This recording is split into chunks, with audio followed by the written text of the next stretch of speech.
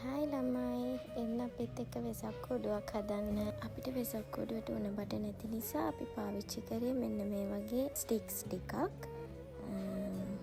සහ මේ ඔය පේන ටේප් එකෙන් තමයි වෙසක් කෝඩුව සෙට් කරගත්තේ.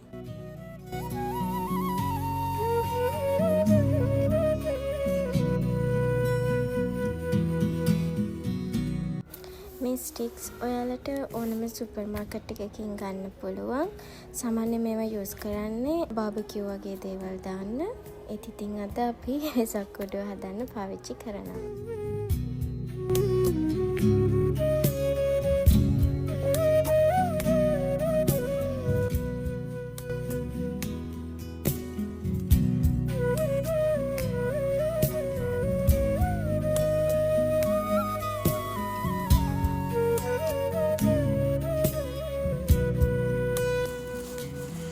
අද තමයි අපි වෙසක් කෝඩුව හදන දෙවනි දවස. අපිට වෙසක් කෝඩුව ඊයේ හදලා ඉවර කරගන්න බැරි වුණා. ඉතින් ඊයේ කෝඩුව හදලා බාගෙට අලව ගත්තා. අද තමයි ඉතුරු ටික කරන්නේ.